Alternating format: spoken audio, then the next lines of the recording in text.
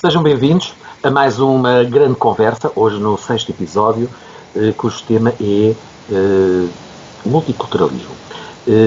Vamos então passar agora, e estou aqui com João Palmeiro, uma vez mais nesta nossa grande conversa. Vamos então à atualidade. Olá. Viva, João. Hoje na nossa sexta conversa, nossa grande conversa, temos como atualidade, não poderíamos deixar passar este assunto, João. A infame, a indizível, a polémica cerimónia de abertura dos Jogos Olímpicos Paris 2024. Uma organização que quis, em primeiro lugar, primar pela diferença, ser inovadora, arrojada, sair do estádio e vir para a rua, inclusivamente também provas serem realizadas na cidade, trazer os Jogos Olímpicos para a cidade, enaltecer a história, a cultura, o património da cultura francesa, parisiense em particular, por aquilo que a França é conhecida e que também que projeta o seu nome no mundo. Em primeiro lugar, João, acha que este objetivo foi cumprido? Eu acho que foi dado um grande passo e é como se a perna ainda estivesse no ar. Se no fim, depois da cerimónia de encerramento, é que vamos ver se afinal a perna não deu passo nenhum, ficou exatamente no mesmo sítio, ou se apesar de tudo, até essas ideias que o João já referiu, fazer as provas sem ser nos estádios, porque por um lado há aquela questão que é sempre muito mal vista, que é gastar milhares de milhões a construir novos estádios e às vezes as pessoas dizem, os velhos servem. Não, não servem, porque quem acompanha minimamente as exigências, por exemplo, da cobertura, só isto, as exigências da cobertura desses eventos, percebe que o conjunto dos estádios que existem ficam muito depressa desatualizados, quer dizer, e servem para uma prova ou para outra, o que quer dizer que é preciso construir outros. E, portanto, entre o construir ou o inovar vindo para a rua, e como hoje em dia todos estes equipamentos, todas estas necessidades logísticas são muito transportáveis, são muito ligeiras no fundo, eu acho que houve aqui uma tentação de dizer, bom, então não vamos gastar em coisas que não precisamos a não ser para agora e vamos tentar levar as coisas para o meio das pessoas, portanto. E a resposta a isso, francamente, acho que só vamos conseguir ter depois, porque, por exemplo, eu tenho andado a ver desportos que antigamente não via. Não via porque quando apareciam, eu pura e simplesmente mudava ou ia fazer outra coisa. Agora, como sei que posso, que tenho à minha disposição 9 canais, como tenho à minha disposição 9 canais para ver, eu tenho a curiosidade, por exemplo, o tiro com flecha. O tiro com flecha, aquele basquetebol que é feito por equipas só de 3, que têm só um cesto de um lado.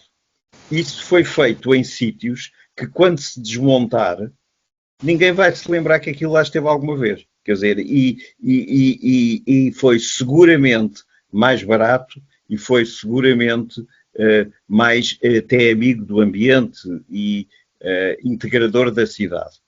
Agora, depois há todas as outras consequências, que são, por exemplo, as consequências de segurança.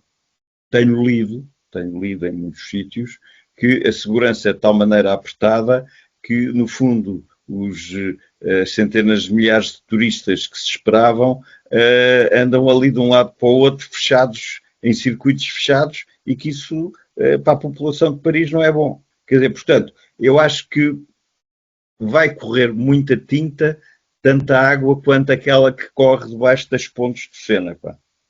Sobre isto, sobre este aspecto concreto. Bom, se valeu a pena. Sendo a primeira vez que se tenta um novo modelo, obviamente que se esperaria que tem-se acertar aqui o diapasão, como é óbvio. É um experimentalismo para todos os efeitos. Mas havia situações que se notaram que foram erros de principiante. foram erros absolutamente de palmatórios, que eu até me parece que, se calhar, os franceses poderiam pedir ajuda aos seus arqui-inimigos, os ingleses, que são exímios a organizar este tipo de pageantry, como eles costumam dizer na Inglaterra. É que não acalcularam, por exemplo, obviamente ninguém manda no clima. Ninguém sabe se vai ou não vai chover, apesar do que possa haver, do que diga respeito ao clima, que possa haver umas previsões. Sim, tudo bem. Mas não havia em todas os auditórios ou aquelas bancadas para os públicos assistirem diretamente pagos, e a peso de ouro, não havia a mínima proteção com umas coberturas, nem que fosse pelo sol. Porque estamos a falar que isto está a ser organizado, são jogos de verão. Mas por acaso foi chuva. E então não houve eu acho que foi um espetáculo absolutamente deprimente ver desde os chefes de Estado, reis, presidentes e mais não sei o quê, aos famosos e ao público em geral, que eles estavam todos, digamos, envolvidos e plastificados. Uma coisa absolutamente deprimente. E depois também, aqui também tinha outro problema. Eu acho que, parece-me que preocuparam-se mais na construção de uma programação e de um percurso, construir aquela narrativa só para a televisão. Não foi uma preocupação para o público local e presencial. Porque quem assistia, por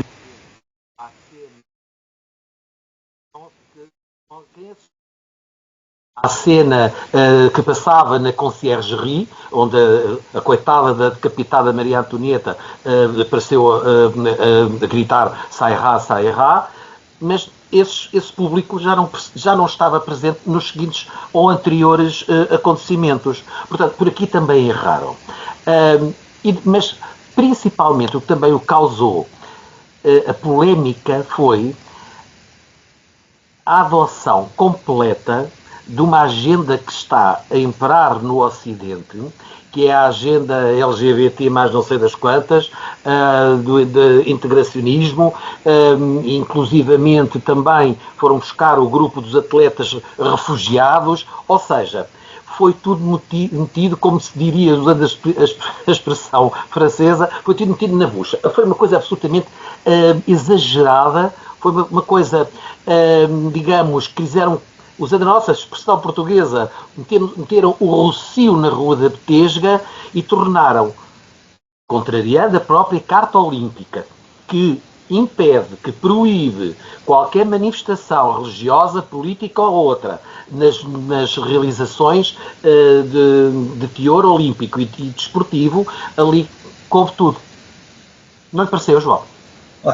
Eu quando acabei de ver a transmissão, e aí dou-lhe toda a razão, foi pensado para a televisão, ou seja, em bom português, foi pago pela televisão. E, portanto, sendo pago pela televisão, não podia ser de outra maneira, o produto tinha que ser aquele. Quer dizer, eu acho que este é o lado muito interessante que me leva a achar que é fundamental que nós hoje falemos disto. Quer dizer, é que estão ali muitas coisas e nós devíamos ser capazes de chamar aos nossos, às pessoas que nos seguem, que nos veem, levar-lhes algumas ideias para eles juntarem àquelas que já têm, que é aquela transmissão, aquilo foi de facto, como o João disse, uma transmissão. E tudo o que foi ali montado, foi montado para ser uma transmissão. E dou-lhe outro pormenor muito curioso, lembra-se daquela dança que havia, uma espécie de uns gnomos que estavam nos barcos com umas bicicletas e que, a certa altura, coitados, até nós dizíamos, mas eles vão cair para o rio, vão.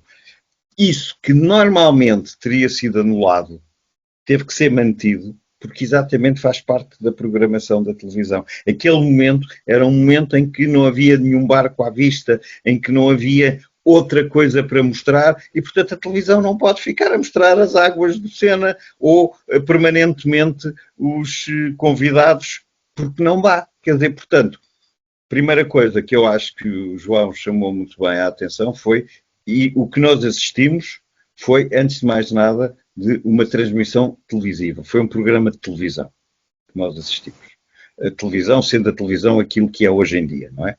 Depois, eu quando desliguei, como estava a dizer, pensei assim, o que é que o Pierre de Coubertin, se, por uma hipótese qualquer, tivesse reencarnado, ao estar a desligar, o que é que ele diria? Quer dizer, o que é que ele pensaria em relação àquilo que foi o projeto que ele lançou? Porque se nós pensarmos um bocadinho, as primeiras Olimpíadas na Grécia também tiveram uma encenação assim, quer dizer, porque era preciso retomar esse espírito, era preciso ir lembrar às pessoas que isto não era uma coisa recente, uma manifestação que tinha determinados princípios e que já vinha desde o princípio da Europa. Portanto, o que é que ele diria? E depois lembrei-me de 1936, com o Hitler, que foi o momento seguinte, diria eu, em que, e talvez o primeiro, em que alguém pensou assim, uau, isto dava um bom filme. Quer dizer, temos todas as histórias sim, com ela, quer dizer, com a maneira como, inclusivamente, determinadas coisas foram encenadas para poderem caber na câmara, quer dizer, para poderem ser transmitidas. Depois, há outro momento que é Los Angeles, em 1984, de grande memória para nós, porque é quando Portugal ganha a sua primeira medalha de ouro, mas com o Carl John, como é que ele se chamava, e o outro que fizeram o sinal com o punho cerrado e que esse sinal teve uma conexão política. Portanto, se nós, pessoas da nossa idade, olharmos para trás, podemos dizer assim, os Jogos Olímpicos, genericamente, estiveram protegidos de manipulações e só não estiveram protegidos de desgraça porque Munique, em 1972, foi o que foi com o assassinato daqueles desportistas israelitas. E mesmo isso hoje, o impacto da guerra Israel-palestiniana foi muito menor do que aquilo que eu estava à espera. Eu julguei, eu pensei, eu temi que tivéssemos umas Olimpíadas estragadas por isso. Provavelmente bem estragadas no sentido em que aquelas pessoas que estão a sofrer têm o direito de dizer estão vocês para aí todos divertidos e estamos nós para aqui a sofrer. Mas há outras maneiras de dizer isso e isso foi, do meu ponto de vista, conseguido. Quer dizer, portanto, agora, eu acho que realmente, se nós formos capazes de desmontar o que aconteceu, estamos no cerne daquilo que nos tem que preocupar em relação ao multiculturalismo e até ao transculturalismo. Porque, no fundo, o transculturalismo é isto que estamos os dois a fazer. É o que é que, na nossa cultura, fica ou não fica daquilo que nos foi oferecido como um novo modelo de fazer qualquer coisa. Eu acho que o primeiro passo é este. A cerimónia de abertura dos Jogos Olímpicos faz parte de um processo desportivo, de competição, e então tem que ser feito na casa da competição, que é nos estádios. Ou não, é qualquer coisa mais como o barão Pierre de Coubertin quis deixar, é qualquer coisa que ultrapassa, e então aí tem que ser feito onde estão as pessoas ou na cidade onde as pessoas vivem. Mas agora vem a segunda questão, João, que o João também já tocou nela, que é a da agenda. E o olimpismo não pode ter agenda, quer dizer, para mim, eu não sei se é bom, se é mau, se é o que é, quer dizer, eu dei comigo a pensar à volta daquela cena, para uns era a ceia, para outros era o banquete dos deuses no Olimpo. Eu até já perguntei se por acaso não houve nenhum chinês que tenha dito que aquilo era o Confúcio com os seus 12 seguidores, quer dizer, porque o esquema é o mesmo. E depois, os primeiros a manifestarem-se é o Islão, que não têm essa coisa de Maomé e os seus 12 seguidores, das grandes religiões, abrâmicas ou não. tirando a budista, claro que é um modelo completamente à parte, mas das grandes religiões mundiais, só o Islão não tem este passo de o líder e os seus apoiantes executores da sua verdade. Bom, à partida porque não tem representação humana, não é? E foram os primeiros. Não, mas é que foram os primeiros a dizer que foi uma ofensa, porque para nós, vocês é que estão enganados e dizem que Jesus é Cristo. Nós dizemos que Jesus é um profeta. Portanto, estão a ofender-nos a nós também. Ou seja, o que é que isto quer dizer? O que isto quer dizer é que foi uma inutilidade ter feito isto. Quer dizer, quem pensou que isto podia ser uma maneira erudita, porque era preciso conhecer a tal pintura e a tal história do banquete dos deuses, quer dizer, e não há muita gente que conheça a história grega ou a pintura holandesa tão profundamente que diga, é evidente que é isto. Claro que o senhor não tinha... Parece-me que, antes de mais, todo aquele programa foi um exercício de petulância e de arrogância pseudo-intelectual. Quiseram demonstrar as várias pessoas que foram contratadas para criar aquela programação, aquela narrativa. Estamos a falar de atores e encenadores, estamos a falar inclusive de um historiador e também de uma realizadora, etc. São pessoas que têm uma informação e uma visão muito própria e atrever-me-ei até a dizer muito de esquerda da arte, da cultura, etc. Porque aqui o que ao quererem ser cumpridores da tal agenda, da inclusão, da tolerância, de pluralismo e mais não sei das quantas, atropelaram não sei quantos direitos, não sei quantas suscetibilidades. Por exemplo, viu-se, por exemplo, até na organização, por exemplo, a preocupação com outra situação que é a igualdade de género.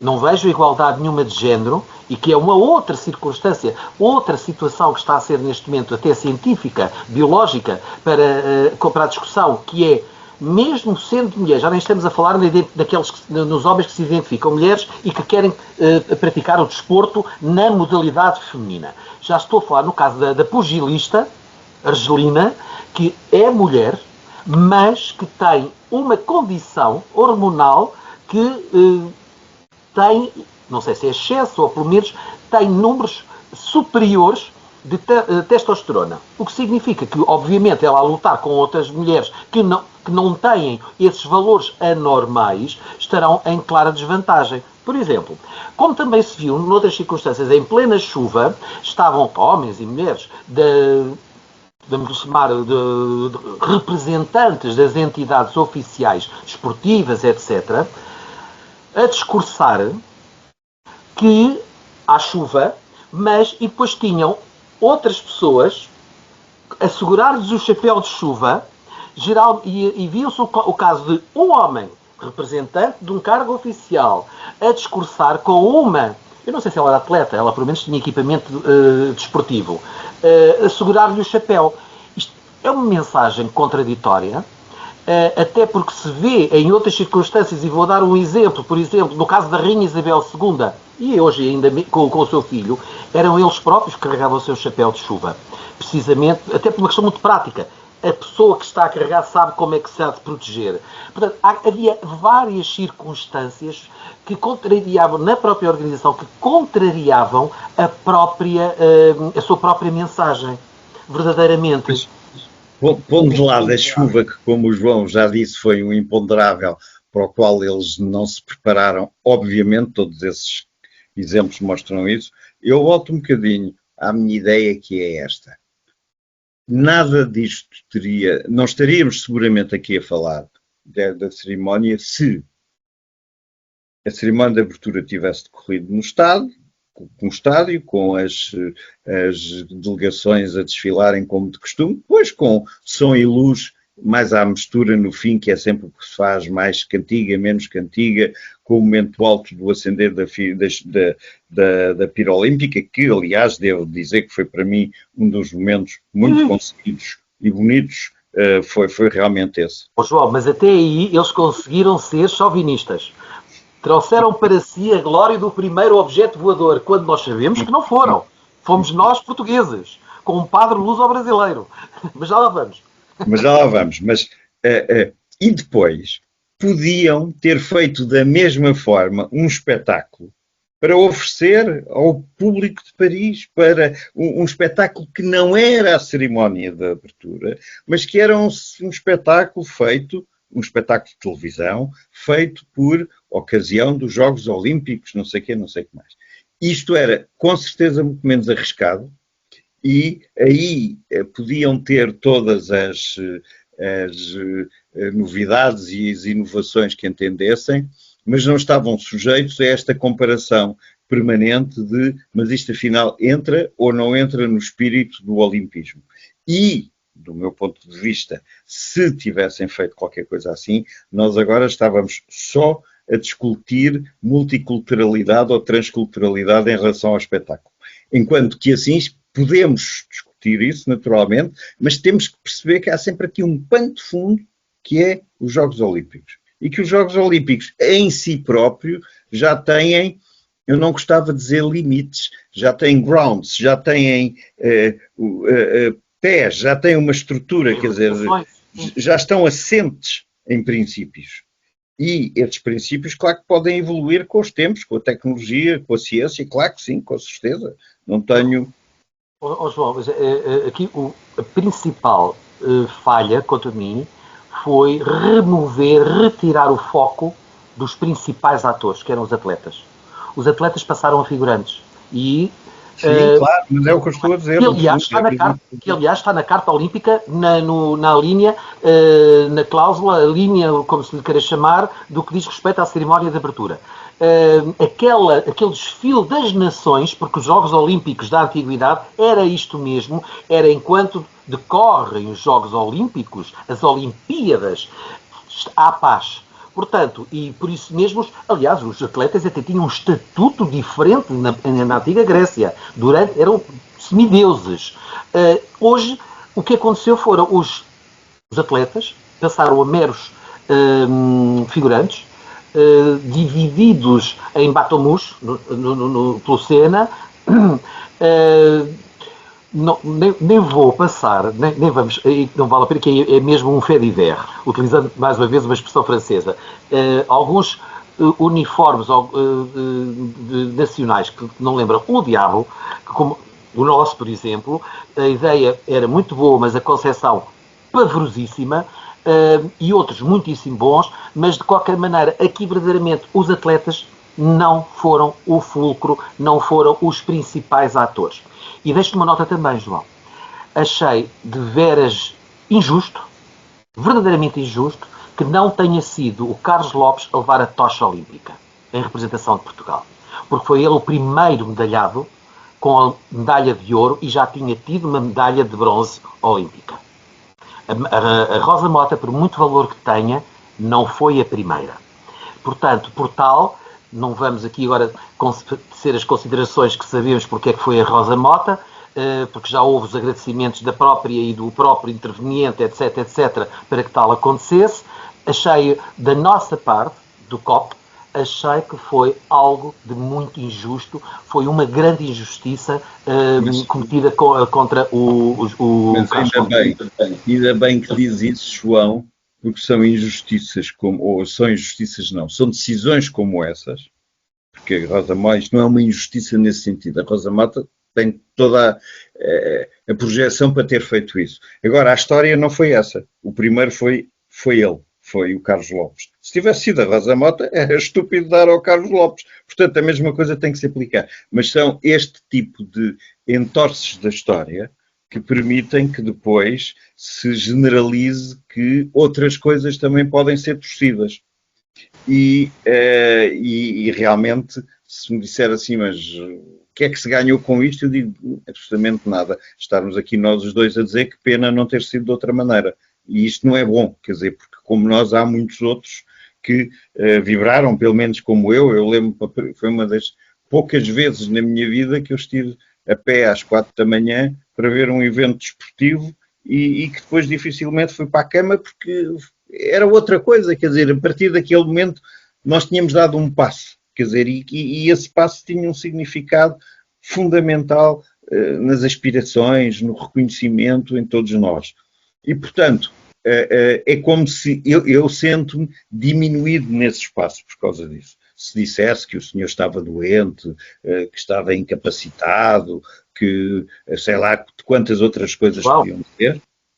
Um atleta olímpico muito idoso, esteve lá. Já de cadeira de rodas, foi quem levou também. Não era desculpa. Não era desculpa, portanto, é verdade.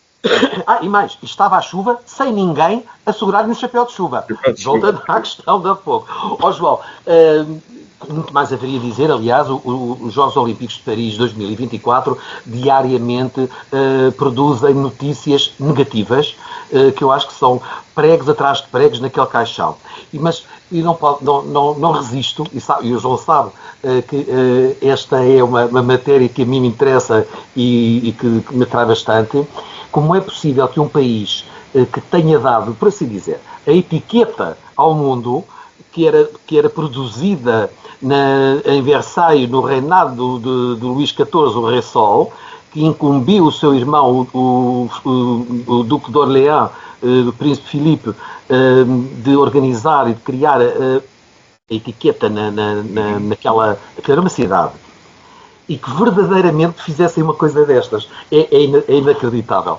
Mas vamos terminar neste primeiro momento com uma homenagem que eu acho que o João também se unirá a mim, a um ainda vivo, já quase centenário, atleta olímpico e também foi presidente da associação, presumo, ou da Federação dos Atletas Olímpicos, assim, o professor António Gentil Martins. É verdade, quase centenário. Merece a nossa lembrança sobre homenagem, sobretudo por uma coisa que é, ele não desiste. Não. Isso para mim é a coisa mais importante nele, é que não desiste. Eu conheci-o pai com 50 anos, depois conheci-o com 60 anos, depois conheci-o com 70 anos, 80 anos, agora 90 anos, e ele não desiste. Ele não desiste. E não desiste sempre da mesma maneira, simpática, agradável, erudita. Com esta menção também a outro nome ímpar e level da nossa história portuguesa, vamos passar então para a grande atualidade, para o grande tema, peço desculpa.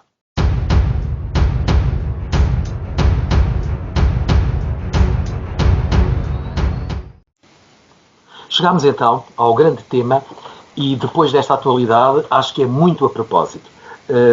Multiculturalismo.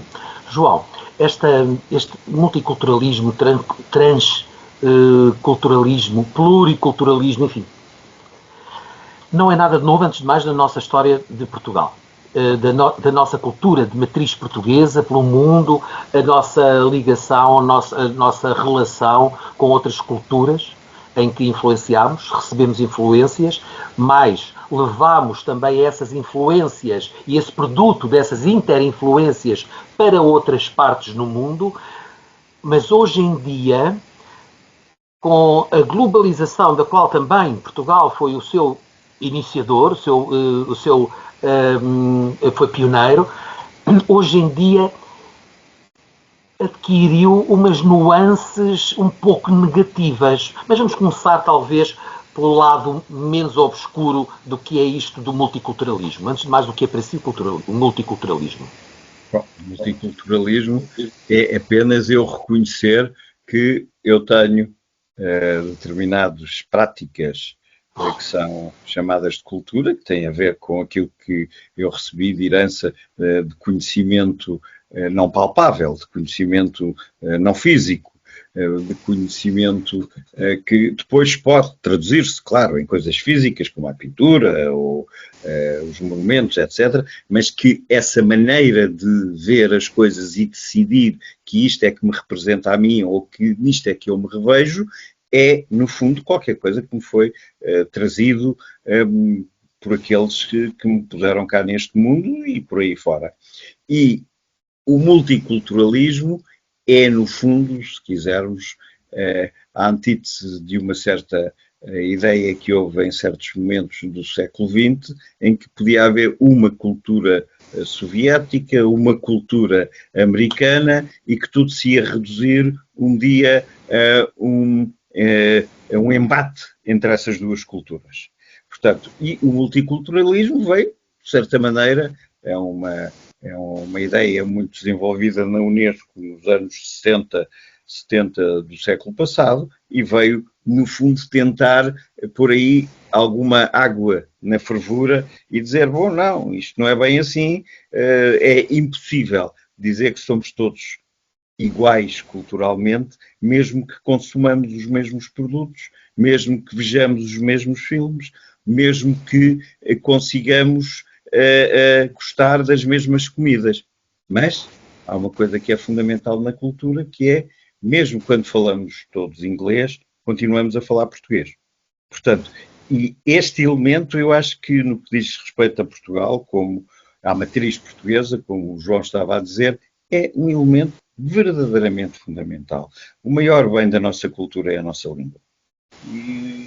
E não estou a dizer nada que tantos que antes de nós trataram deste tema tiveram que reconhecer, que é, esse é o princípio, porque é com a formação das línguas que nós começamos a designar coisas de maneira diferente e designamos-las de maneira diferente de acordo com a interpretação ou de acordo com o sentimento que temos em relação a essas coisas. Portanto, algumas temos formas muito desinteressantes e muito pouco claras de as designar porque não nos dizem nada, e outras temos, às vezes, fórmulas rebuscadíssimas e com imensos vocábulos e com imensas coisas, porque diz tanto a tanta gente que comunga do mesmo sentimento que nós fomos tendo várias maneiras de dizer a mesma coisa.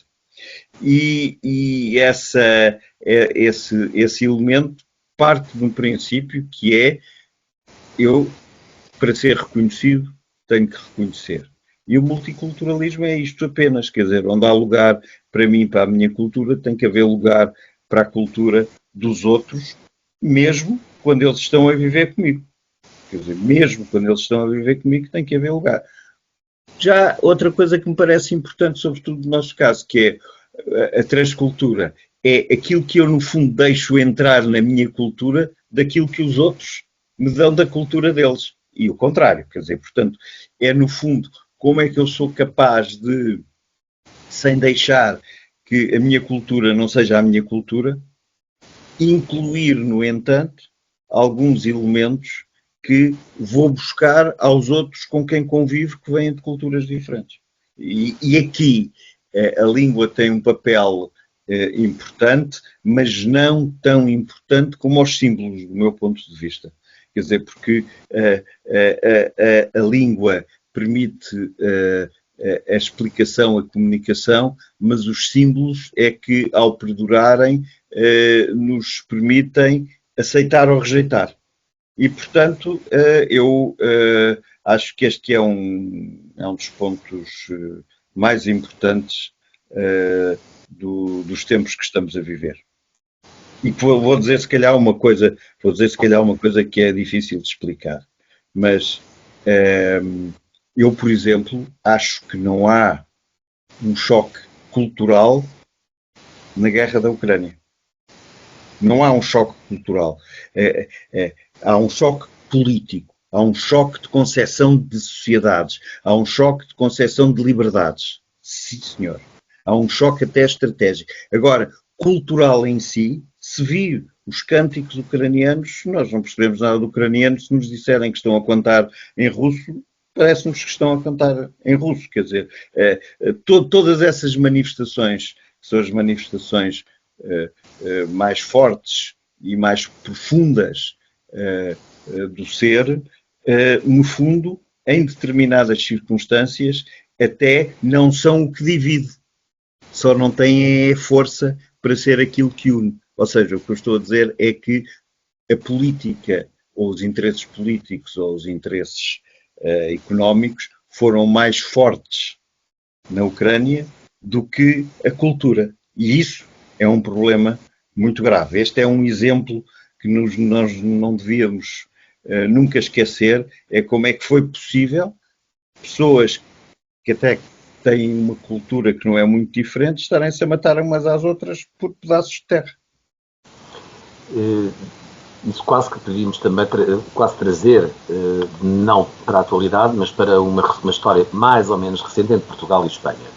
Mas sabe que quanto a isso que o João agora mencionou, de não considerar que haja uma grande diferença cultural entre a Ucrânia ou entre os ucranianos e os russos...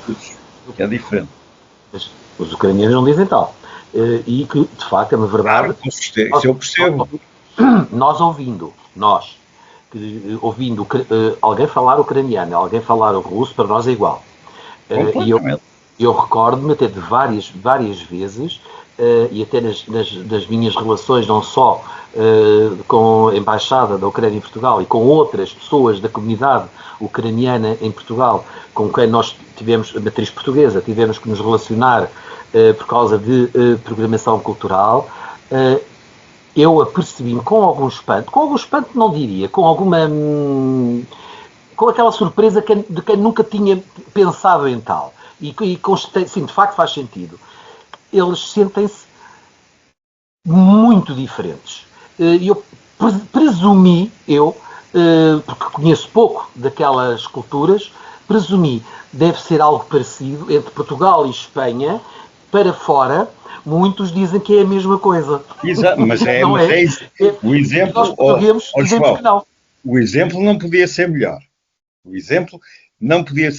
Quer dizer, porque nós também temos uma língua que nos distingue, temos um território que não se distingue, não se esqueça que durante séculos a Ucrânia esteve reunida com a Rússia esteve reunida com a Ucrânia e depois não foram bocados... Com o Império Russo? Russos, foram bocados que se partiram de um lado e do outro, portanto, há ali um partilhar de destinos, que é isso que faz a cultura, há ali um partilhar de destinos que é muito difícil nós separarmos, da mesma maneira que entre Portugal e Espanha. Há um partilhar de destinos que até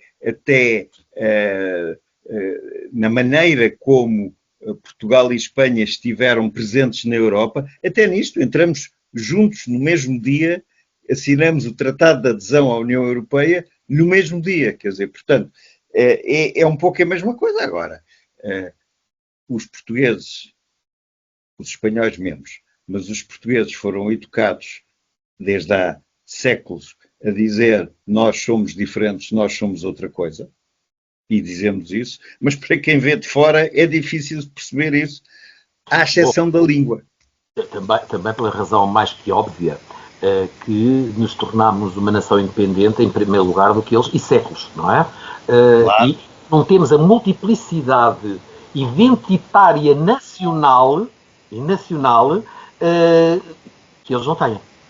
Que a Espanha, enquanto aglomerado de várias culturas e de várias nações, que nós nunca tivemos essa preocupação, nem nunca tivemos essa sensação. E que mesmo noutros países, repare, a Alemanha é um país relativamente jovem. A Hungria, apesar de ser um país independente, autónomo, com uma história mais antiga, com 60 e tal anos, mais antiga que Portugal, mas foi um país que durante muito tempo fez parte, ou que foi incluído, não é? Fazia parte... Não teve fronteiras. Exatamente. Não teve território autónomo.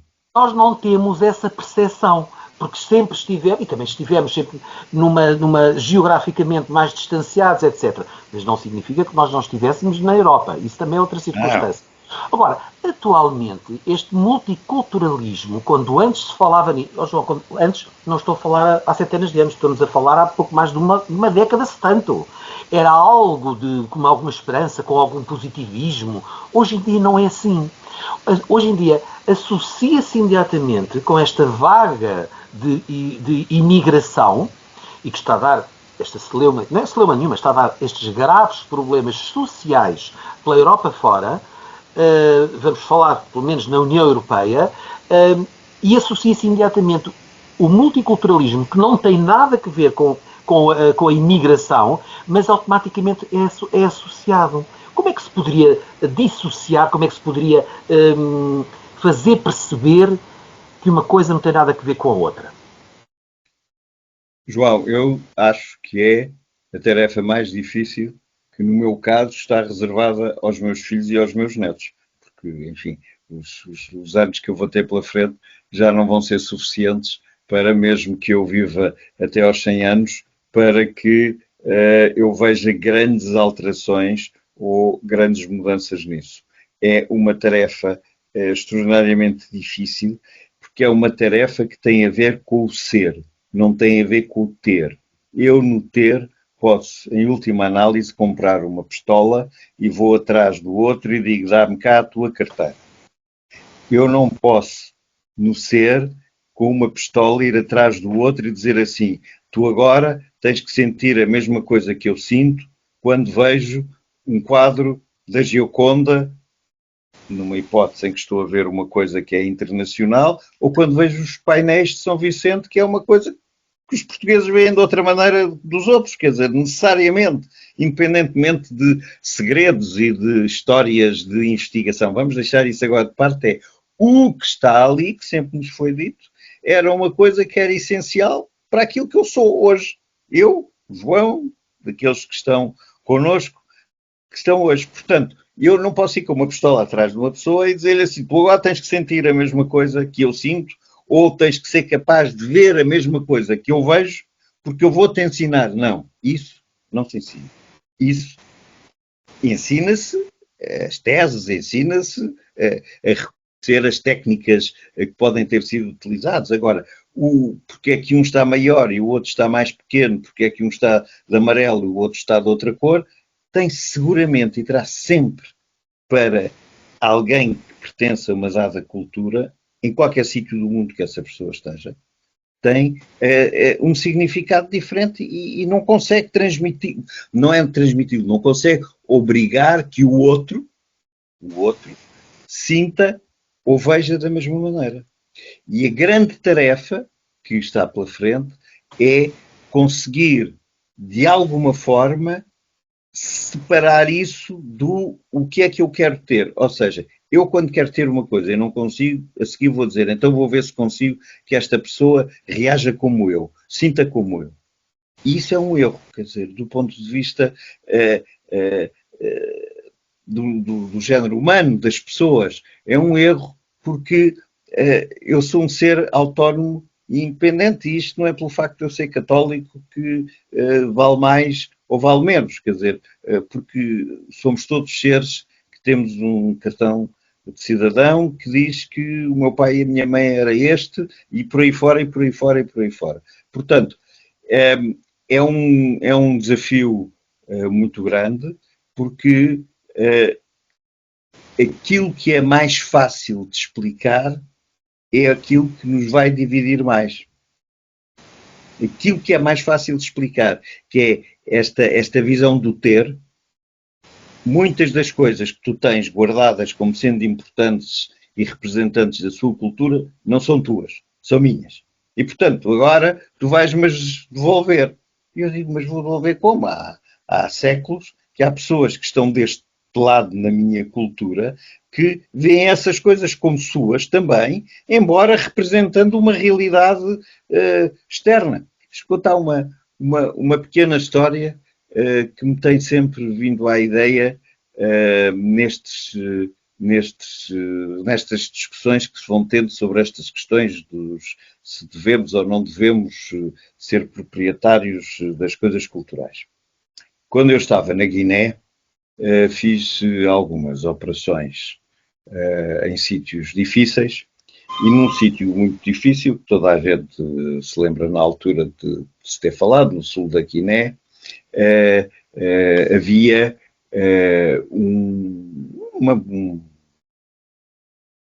tribo, uma família que vinha da Guiné-Conakry e, portanto, no sul da Guiné, norte da Guiné-Conakry, era o limite até onde essa tribo tinha subido na sua expansão territorial.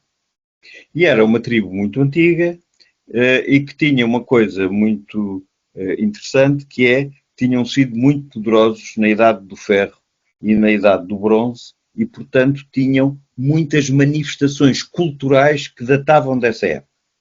Sobretudo, artefactos, tipo machados, facas, coisas desse género, e representações antropomórficas daquilo que eles eram animistas, portanto, daquilo que eles acreditariam que eram as forças da natureza.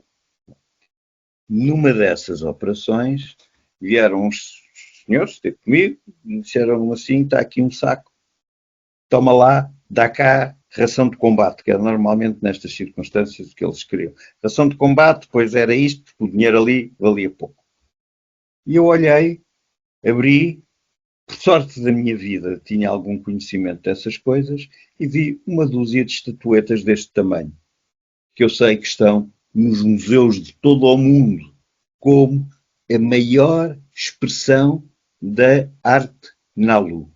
Bom, fiz veja lá como se é aos 20 e tal anos, fiz um discurso, então, que estás-me a dar isso, que é a tua cultura, que é aquilo que recebeste dos teus pais, dos teus avós, porque não foste tu que fizeste, e disse-lhe, não foi feito agora, isto já foi recebido, estás-me a dar isto por uma ração de combate, ou 2 rações de combate. Olha, eu vou-te dar a ração de combate à mesma, ficas com a ração de combate, é menos uma ração de combate que eu vou ter, não faz mal nenhum, toma lá, mas ficas com aquilo que é aquilo que tu não precisas de me dar.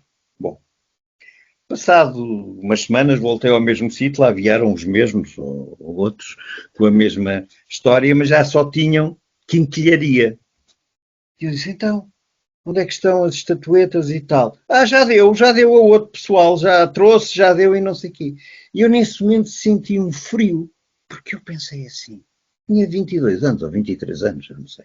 Pensei assim, se eu tivesse isto, levava isto para Lisboa e quando chegasse ia direitinho ao Museu de Antropologia entregar. Direitinho. Não era para estar em minha casa, era valioso demais em termos de valor intrínseco para estar numa casa de um particular, mas era valioso demais em termos civilizacionais e culturais para não ser usufruído por todos. Não está.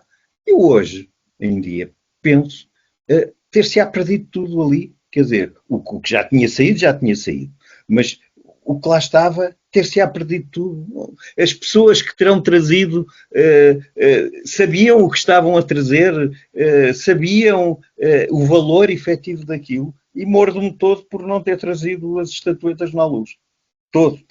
Tanto mais que... Portanto, o que eu quero dizer é que nós nunca temos o conhecimento suficiente para poder avaliar a importância das coisas culturais para os outros que as produziram, que são as... Mas temos, seguramente, a obrigação de as avaliar pelo mesmo, pela mesma plataforma, pela mesma bitola com que avaliamos aquelas que nós produzimos e aquelas que nós temos. E, portanto, este é um princípio de respeito mútuo. Sabe que ainda hoje, curiosamente, nas redes sociais, li uma resposta, já não sei se foi da Alemanha, se foi de um país qualquer ocidental, em resposta a um país africano relativamente às tais devoluções, reparações, o que seja, de objetos de artesanato, de arte, enfim. E esse alguém, eventualmente o primeiro-ministro ou o que seja desse país, terá respondido, muito bem, assim o faremos quando também tivermos uma reparação por parte dos romanos. Ou seja, isto é tudo algo muito intrincado, que umas coisas atrás das outras, chegamos até à primeira relação não amigável ou amigável de troca, de oferta, ou que seja, entre dois seres humanos, mas também temos que perceber aqui uma coisa, tal como uma vez eu escrevi, que é, eu acho que a maior parte destas pessoas, as da África de língua portuguesa e também do Brasil, devem pensar que nós aqui em Portugal, que a maior parte das coisas estão inventariadas, cuidadas, guardadas, em salvaguarda do governo português, num museu de etnologia. devem pensar que nós temos tesouros ali, que são tesouros, vamos falar por tesouros, todo o património é inerentemente um tesouro, mas que são tesouros do género, o tesouro do faraó Tutankhamon, o frontal do Parthenon, a agulha da Cleópatra, coisas deste género. Não são. São verdadeiramente peças destas que não têm um valor intrínseco, mas têm um valor inestimável patrimonial, que não foi, ao contrário, mas isto já sabemos que é toda uma narrativa e é toda uma argumentação muito desonesta. Foi expoliado, roubado e mais não sei o que é que exigir. E depois nós sabemos também que há outros países, como por exemplo a Namíbia, que exigiu a devolução do padrão do Diocão aos alemães. Então, querem um símbolo de uma ocupação estrangeira. Portanto, tudo isto é muito complicado no que diz respeito ao multiculturalismo. Este padrão, agora vamos nos centrar neste padrão de Diocão, que foi o primeiro a ser ali, o primeiro não que esse acho que está cá, ou pelo menos é que é uma réplica. Por ter sido construído por Portugal, como é que vamos aqui referir-nos ou referir sobre esta situação? É nosso porque foi construído e levado por portugueses? Ou passa também a ser pelo atual país, porque foi onde foi colocado para marcar um momento na história com aquele local? Aí eu acho, e ainda há bocado, quando falei do multiculturalismo e da Unesco, acabei por não referir uma outra coisa que me parece que é importante, que é porque aí é o princípio das questões do património imaterial e do património da humanidade. E a resposta só pode ser esta. Isto não é nem português, nem nada, porque se reparar, o padrão é uma coisa muito engraçada, porque o padrão foi feito em Portugal.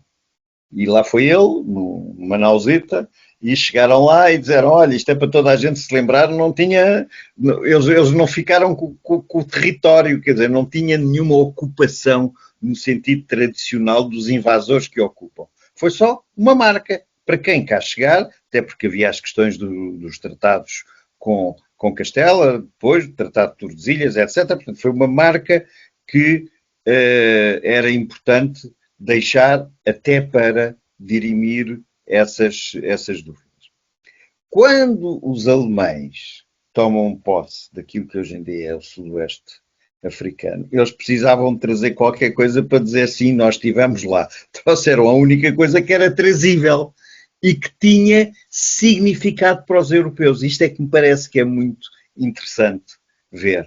Porque o padrão está hoje em dia naquilo que para mim é um dos melhores museus do mundo, que é o Museu da História da Alemanha, que é um museu profundamente verdadeiro naquilo que eles mostram da história da Alemanha, não esconde nada, não rejeita coisíssima nenhuma e tem lá tudo aquilo que é importante.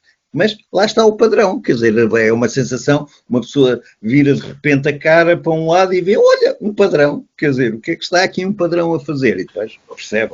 Bom, estás a lembrar também, como está na Torre de Londres, qualquer território português da África, portanto, ou da Índia, ou não, de Goa, parece-me. Enfim, de Goa, se não de Goa, pelo menos Bombaí, uma coisa assim do género. Portanto, tudo isto não é assim tão linear como se quer fazer passar, e por isso mesmo é que, ao se percepcionar o que é multiculturalismo, hoje em dia, com imigração, ou o que quer que seja, eu acho que tem que se ter sempre muito cuidado para não, ou fazer perceber, uma coisa não tem que ver com a outra, não é? São situações completamente diferentes. Mas os nossos políticos tinham que ser os primeiros a saber essa diferença, não lhe parece? E são, sim, claro. Aliás, fiquei muito contente quando agora o primeiro-ministro Montenegro esteve em Angola, ter ouvido o presidente de Angola dizer, estejam lá sossegados com essas coisas, que nós aqui não estamos nada preocupados com aquilo que anda para aí nessa moda. Portanto, vocês, quanto aqui a Angola, podem estar descansados que não vamos ter aí nenhuma frente difícil de gerir ou de resolver. Porque o problema é sempre a mesma coisa, é sempre o ter e o ser, quer dizer, e há representações culturais que se cruzam no limite das duas coisas. têm valor porque foi o representar de qualquer coisa que foi muito importante e muito querido e muito assumido por uma determinada cultura, mas depois têm valor porque são de ouro, ou são de prata, ou são de diamantes, ou são de qualquer outra coisa. E, desse ponto de vista, eu acho que a solução Unesco do património da humanidade, com todas as dificuldades, com todas as contradições, porque também tem tido dificuldades e contradições e erros até, quer dizer, não sei se você ouviu falar alguma vez desta história espantosa que os japoneses, a certa altura, registaram naquele fundo documental da memória da humanidade, que é onde deviam estar todos os documentos através do qual se atesta aquilo que a humanidade foi fazendo e se foi desenvolvendo. Está lá a carta do Pedro Vaz de Caminho, depositada por Portugal, a dizer cheguei à terra, etc, etc. Então, os japoneses, ainda hoje não se sabe se por engano, se por acharem de outra forma, depositaram documentos que os coreanos reclamam como sendo seus, mas seus não é a propriedade, é seus como tendo sido produzidos e representando pontos de vista coreanos e não japoneses. Isso levou ao encerramento desse projeto da memória do mundo, durante 3 anos, até isto se esclarecer. Então, uma apropriação, estamos a falar de uma apropriação cultural, não é? Seria, quer dizer, não sei se isso, teria que ser provado, não é? Não sei se isso já está comprovado, de qualquer maneira, o que é que isso teve como resultado? Foi que, hoje em dia, qualquer país que queira depositar um documento neste acervo tem que demonstrar muito mais em relação a esse documento e à sua relação cultural e de propriedade desse documento do que tinha anteriormente. Veremos no futuro se isto foi uma boa coisa, porque se calhar era muito fácil, ninguém achava que as pessoas quisessem apropriar de bens culturais, as nações, os Estados, que não eram seus a este nível, e portanto era relativamente simples chegar lá e dizer eu venho depositar isto e que é meu e que é muito importante para a humanidade, era só verificar se era importante para a humanidade ou não. E isso, portanto, agora vai ser mais desencorajante este tipo de recolha. Ou então mais exigente. Mais exigente vai ser, isso já está decidido. Porque relativamente a esta apropriação, ainda há pouco mencionei aquela situação que de facto o João tem razão, aquela pira olímpica foi mesmo inovadora. Por tudo o que significa, verdadeiramente.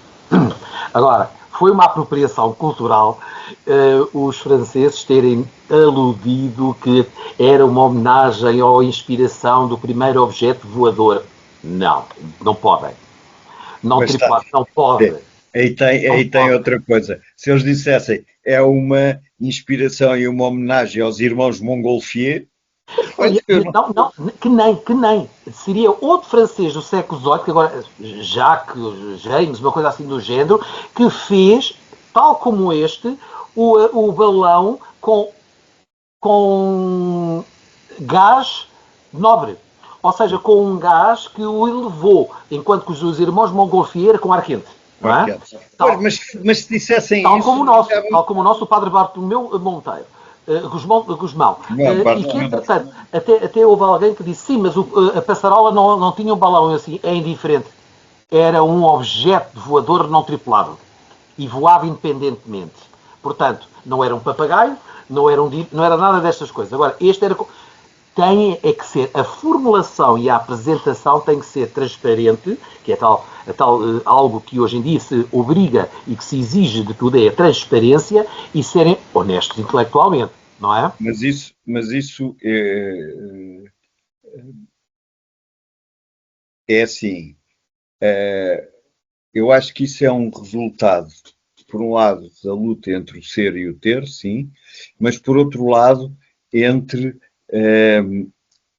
a ciência ciência no sentido daquilo que é comprovável e verificável e replicável em qualquer sítio, a ciência, e o entendimento, que é uma coisa que só é assumido por aqueles que entendem e que se entendem entre si ou que querem compreender entre si.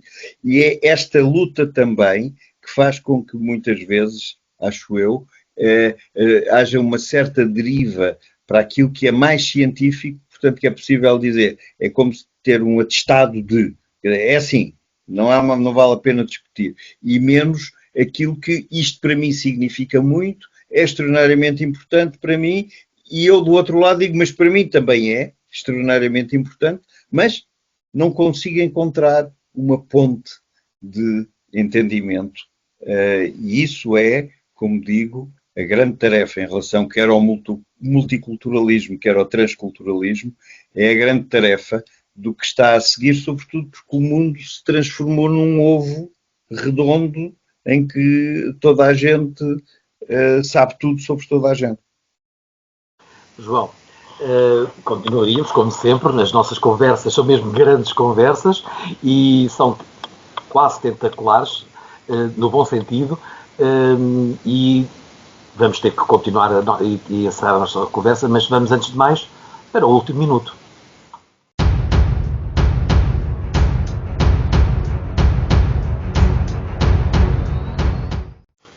Chegámos então à última parte da nossa grande conversa, do 6º episódio. Hoje, o último minuto pertence-lhe a si, João.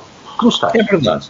E já que estamos a falar de multiculturalismo, eu queria lembrar, toda a gente sabe, claro, que no verão em Portugal há imensos festivais.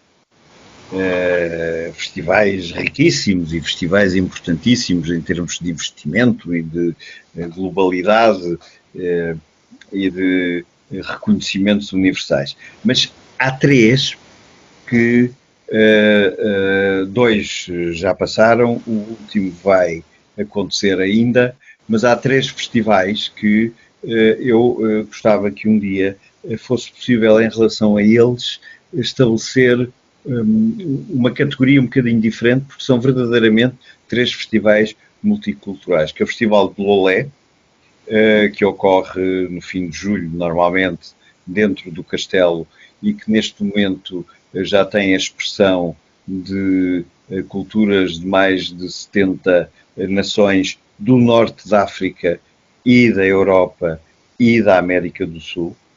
Depois, o Festival de Sines, que, não sendo tão rico em termos de representação, é muito rico em termos de variedades ou versões diferentes do mesmo tipo de música. É muita dela música sem valor de mercado concreto. E, finalmente, o último, que é o que vai ainda acontecer, que é o Festival de Sem Soltos, que é uma pequena terra que fica ao pé de Tomar, e que tem uma coisa curiosíssima, que é, a terra é tão pequena que os visitantes que vão ao festival, já têm 15 ou 16 anos, que os visitantes que vão ao festival são mais do que as pessoas da terra. Mas as pessoas misturam-se todas, portanto, o que eu quis dizer é, temos um festival em Lolé, que é uma coisa realmente multicultural, no sentido de que vêm as formas de expressão, tanto escritas como orais, como de performances, de artes performativas, já de um grande número de povos e nações. Depois temos um outro que vai atrás das mesmas linhas de comunicação, sobretudo oral, música, e que tenta modular e trazer novidades sobre essas mesmas formas de expressão cultural. E, finalmente, há este em que aquilo se mistura tudo, quer dizer, as pessoas da terra com as pessoas que lá vão, com os artistas que lá cantam, quer dizer, portanto, aquilo mistura-se tudo. E eu acho, João, que depois de tudo o que dissemos sobre o multiculturalismo, isto é uma esperança. É uma esperança que ainda seja possível fazer este tipo de festivais à volta da música, que é um bem cultural, naturalmente, mas que depois chama outros bens culturais, inclusive o artesanato, que são bens culturais locais, Era com esta esperança que eu achava que valia a pena nós hoje nos prepararmos para ver a cerimónia de encerramento dos Jogos Olímpicos. João, despeço-me de si, como também me despeço de todos os nossos espectadores e ouvintes, desta nossa sexta grande conversa. Hoje foi bastante animada e marcamos encontro para a próxima grande conversa. Até lá. Até lá, João.